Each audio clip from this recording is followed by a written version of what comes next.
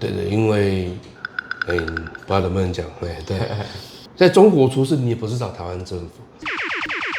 找政府都没有用。如果现在想要回来接班，低调沟通2个字、4个字，不要以为你是老板。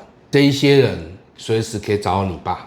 今年有导入弹性上下班，甚至有他们请假，我们是从来不用事先请假的，你随时可以走。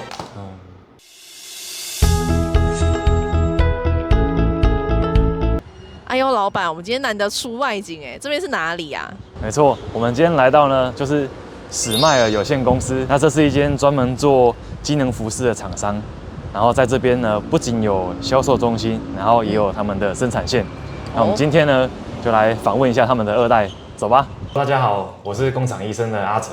那今天呢，我们的新的节目叫做制造新脉动。那我们今天很开心，我可以邀请到 Jason， 然后来当我们这一集节目的嘉宾。然后我们也到他的公司来这边，我跟他做了这一集节目的访谈。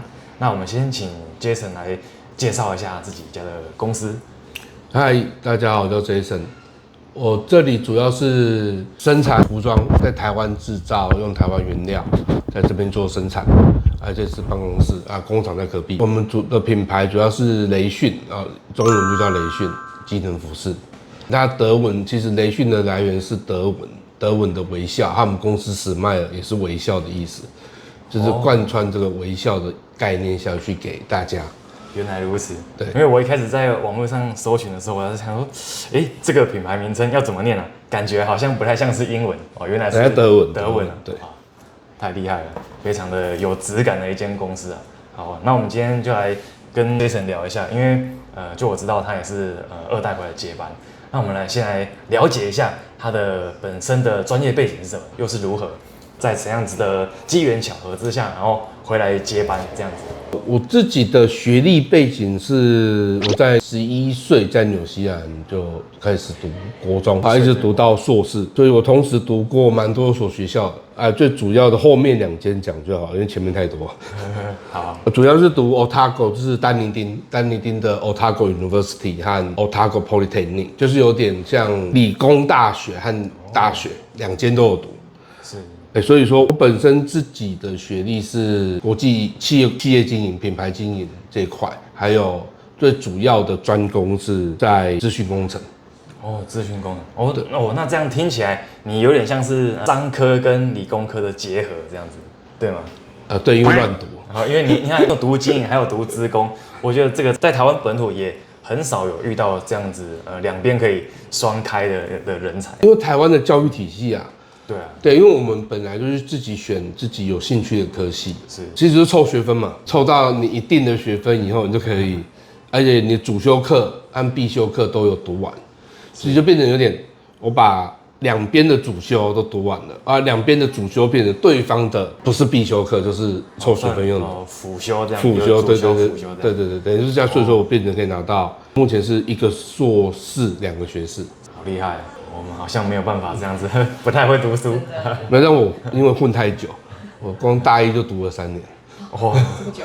对，是这样子。应该说探索啦，因为在台湾好像大家普遍比较没有这种就是探索学科兴趣的精神，大家好像都觉得说，我赶快就是读完了，赶快毕业，不想要拖到。而且这也和我个性不喜欢读我不想读的东西。我最后我们国中都这样，所以为什么国中会出去，是因为太叛逆。所有的人只要背要算的，老师脾气不好的，我通通不读。不是不会，而是不读。这种填鸭式的教育就比较不喜欢。对，所以的话，我父亲都觉得你干脆出去好了。那你出去这么久，再回到台湾，会不会有很多不适应的地方？一定会，因为比如人情，对啊，风土民情就差风土民情嘛，再来就是所谓的台湾属于情理法。在外国比较属于法理情，是你讲违规停车好了，对，你这张罚单不一定会被开，在国外，在台湾啊，警察会看你有没有挡到行人，怎么有的没有的看你跟他熟不熟悉，跟他比较熟，这样罚单连看都看不到，甚至要跟你打招呼。在外国的警察倒过来，他也不一定会看你罚单，但他会判断你违法的严重度，再来才去做所谓的开单的处置，像。外国如果你是平常违停，他一定会开你。哦，平常违停就一定会开。对，但是如果是三更半夜，它可能就不开了。你三更半夜停在边边，巴士没有通行，它就没有开。是哦，它会稍微一点浓浅的。那有时候像国外，我是把时速开到160，啊，警车在后面，它也没有开，因为清晨3点，哦，马路又直又大条。台湾人的个性就是很容易矫枉过正。那当初因为在国外读书嘛，是什么样的原因回来到台湾，然后又经过什么样子的那个转折，然后回到工厂里面这样子？其实一开始我本来是没有要接这一个班，接班的是一开始我一个弟弟要接班啊。我原本回来台湾是，当然是一定是父母亲叫回来的，是哦，这不用讲哦，反正就是2代接班有他的一定的使命嘛。对啊，但父母亲会希望你回来啊，看有什么班可以接，因为公司也不是只有台湾才有，我在蛮多个国家都有，目前在3、4个国家都有。对，所以说一开始我原本是没打算回来，因为我已经拿到那边的工作签证，是，而且工作的公司叫做 Google， 哦，还有另外一间叫做欧洲翻译联盟，所以我一开始是我在学校大学最后一年是帮 Google 开发它现在的 Google Translate 的基础程式。所以在 Google Translate 里面可以看到有一个基础程式，是它可以收集别人的翻译不正确的时候，可以把你认为它对的翻译写进去。是，那我们就开发那一块，去收集一些更正的资讯。对的话，再由大家去投票，大家去觉得哪一个比较好。早期的 Google Translate 还有这个功能的时候，现在都已经没有了。当然 ，Google 找学生开发是很常合作的事情。就是奖学金3000块纽币，对为他们那边来讲是不小的数目，但国际学生来讲，3000块就等于是1个月的饭钱都不到，1个月的学费都不到。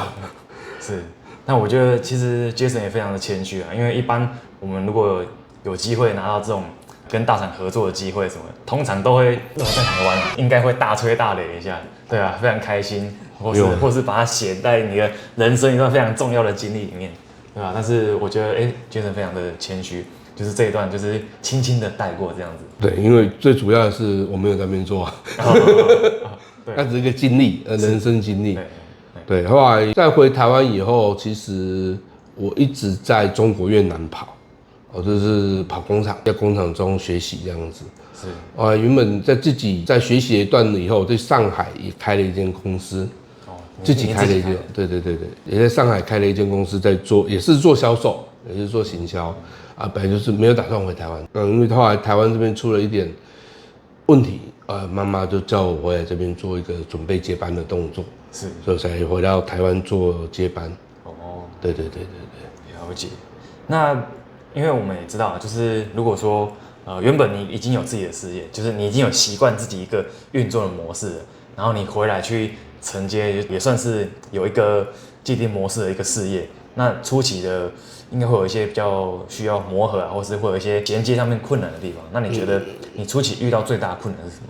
不要讲初期，到现在都还有。到现在还好。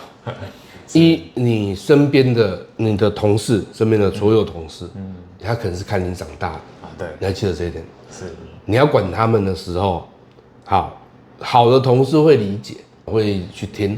但也没有不好的同事哦，先声明没有不好的同事，有些比较走流程的同事，就是他习惯他的习惯，他不愿意做改革的同事，就会他的反抗。像我之前，像我导入了回台湾接班的时候，我第一开始先做自动化，是 Oracle SOP 这一块都是我回台湾接班以后做的事情，但在生产部门，他们是变成对他们来讲是一个很大的冲击。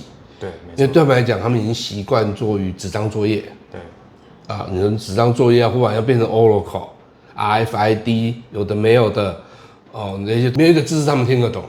对啊。但是我衣服做得好好的，我的产能也没有降低，为什么你要拿这些东西来管理我们？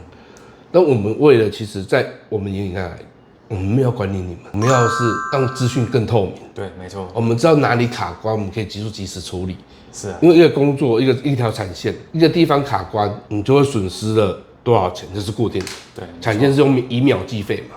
对啊，对，不管你现在做车子到衣服都是这样，只是衣服的损失比较小，是因为一件衣服没有值多少钱。但是问题是如果你把那一块损失累积的一年，也是蛮可怕的一个金额。对，还有员工产线3，一直每次到他那里就卡住，1、2就没事做。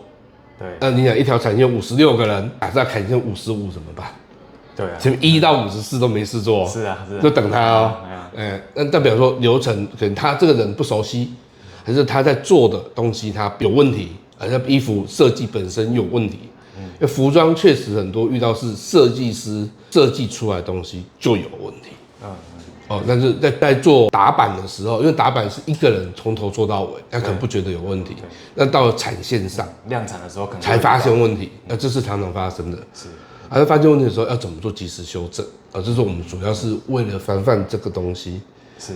并不是要去管理员工。对啊，没错。对，因为在我们这里其实我们没有，我不喜欢上下班制度，产线比较没办法。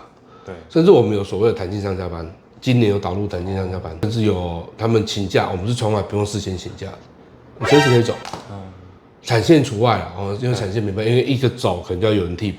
对，但是在其他的像行政部门，他们随时是可以离开的，对，也不用写任何的请假，也不用有任何理由，我也不看，那就是一个蛮自由的但产线要离开要提前讲，可能要前1-2个小时，先跟主管讲，因为安排后面人力要怎么接，对，但是也是算尽量让他去自由化，已经很有弹性了，对啊，因为一般很少公司可以接受说，员工要请假，前1-2个小时才讲，大单可以候补，对。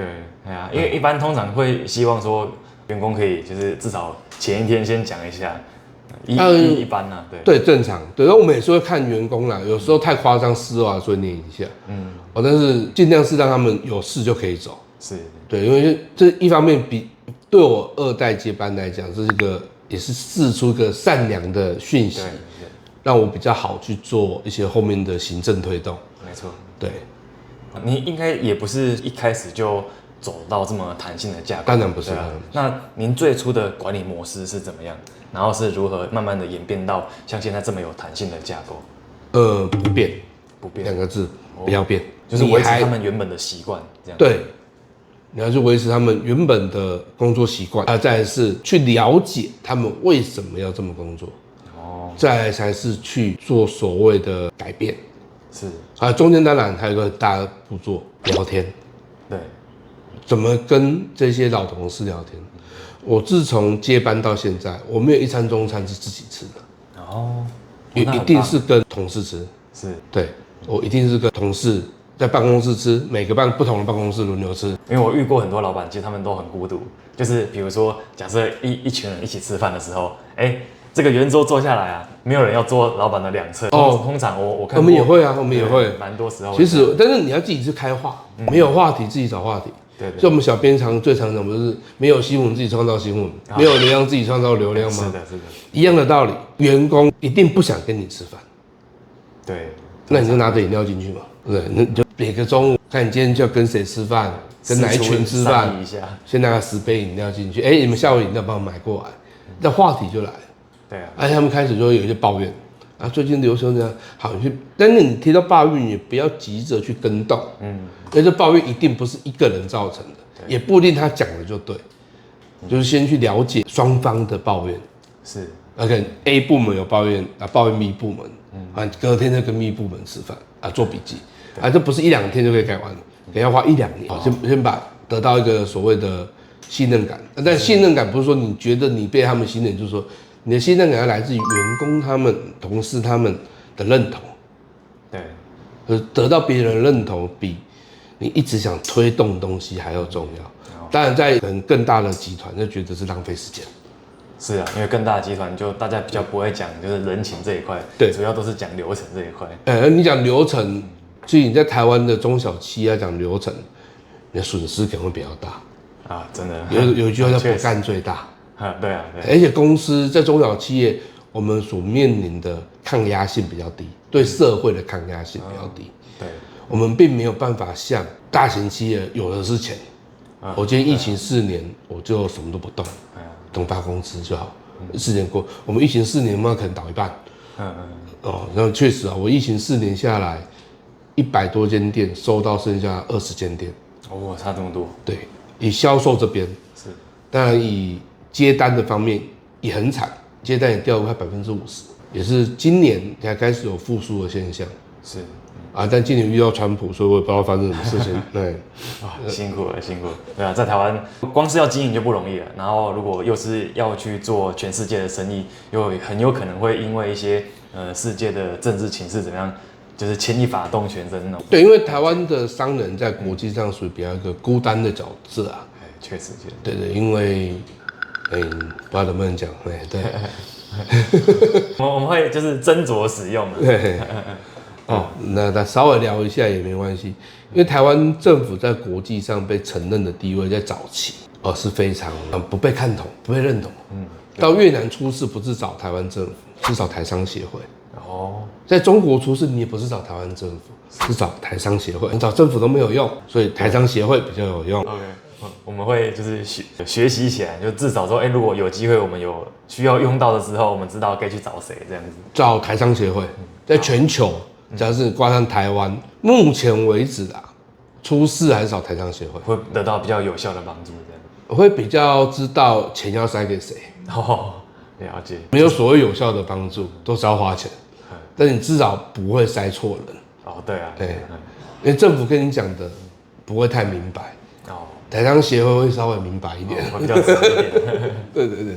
好，那最后其实也是想要再跟 Jason 来了解一下，就是说，如果因为我觉得刚刚你在跟你的就是同事们、员工们在相处这边，我觉得你有给出一个蛮好的建议比如说从透过相互的理解，然后也不是只听一些片面的说法，你还会自己进行一些交叉比对。然后了解到问题背后的主因之后呢，再开始进行一些调整跟改变。我觉得这个都是一个很好的方式。那如果说有比较年轻一辈的，比如说可能也是现在差不多是可能20几、30岁左右的工厂第2代、第3代，他们回来接班，那你会给他们一个什么样的建议？如果现在想要回来接班，低调沟通2个字、4个字，不要以为你是老板，这一些人随时可以找到你爸。对，确实。你在做什么硬的态度，他们只有办法联络到你爸爸的时候，有2个字叫情勒。对。这一招你什么流程都不管用。确实。这是追班最大的痛苦。除非你今天的爸爸是一个你像我爸是明理，他会直接跟员工讲，那你去找 Jason， 你去找 Jason， 什么事你都找 Jason。我爸的工作现在就是把持那个布料的好坏，因为那是他们是老一派，我们真的这一块没办法去超越他的技术，当然要依靠，有时候要依靠他的时候，这一块你去问他没有问题，那其他事情他就说你去找你现在的老板，他就不管，那这个时候你就很好推动，但也不能因为这样而去骄傲，也是要做双方的理解和沟通，所以沟通是很重要的。没错。因为这些人，我去报歉，他可能从小把你喂奶喂到大。对啊。这些在台湾的中小企业应该常常发生。是啊。好像我们的打板，如果是打工厂，我以前是在那桌子底下爬的，人家所谓的色狼，那我是婴儿，所以那时候不算哈。然后在桌子底下看人家裙底的，在那边爬。但是这种东西，这些人你真的对他没感情吗？不可能。对啊，一定是。你这几人做多狠都是一个问号。所以不需要用狠或强硬来想要马上改变这间公司的文化。网络上讲，公司没有进步是退步，但你不是没有进步，你是过程。没错。1代到2代的过程，但是没有这个过程，强行去改变，你可能会损失所有的老员工。对。今天公司要走直路或弯路，其实有时候只是同事的一句话。今天同事不干，你不会怎么样，绝对不会怎么样，但你想要绕一大圈。那今天这个老同事，客人掌握在他手上的时候，没有一个2代回来就掌握了客人，就绝对没有。所以你一开始从小就跟这些客人认识，那个另外一个故事，那个不叫做生意，叫做产条啊。那另当别论。对。那如果是一开始要回来接触客人，你的上一代的工程要不要把客人资讯给你？一定是不愿意，或者是不太愿意，或者是偷偷摸摸藏一点。你要先取他们信任，让人带你去见客人，你再从客人手上慢慢去把客人的人脉掌握在自己手上，这个过程也很重要。对，没错。不是说一下子培养。如果这个人一离开，你要做的就变成是重新了解客人，对从他喜欢喝什么开始，会变得非常的辛苦。对，从零开始，像真的很辛苦。客人多多少少逢年过节你要送礼，对啊，包括这个客人对花生过敏，不知道，你送了一盒花生去，看会发生什么事情？完蛋了。因为这毕竟是台湾，是啊，其实在全球都一样。逢年过节，比如像在欧美 Christmas 的时候送个礼物吧，对啊，对啊，他们虽然不用钱，他会邀请你去，他叫 barbecue，你总要记得他牛肉吃几分熟吧？而一样的道理，亚洲是这样，国外也是这样。我大学靠这种毕业的，对不对？每天晚上到请老师喝个啤酒，老师对看到你的字啊，多写几个字给老师，小情书多写一点，那老师记得你的字，因为考卷上是没有名字的，老师看到这个字就知道你是谁。要跟老师互动好一点，印象分多打个几分也不错嘛，对不对？多多关照，多多关照。对，虽然不知道你是谁，他看字就要认识你。对啊，这就是跟老师的一个，国外读书的小秘密。我现在还在国外读书的同学这个小秘密，不要只要躲在你自己的圈子，多跟教授互动，保证有帮助。小佩博，其实在任何时候啦都是这样。我平常这间办公室，其实我平常不会进来。我都坐在外面。都在外面。对，我有好多位置，因为坐在外面，他们不能把你怎么样啊。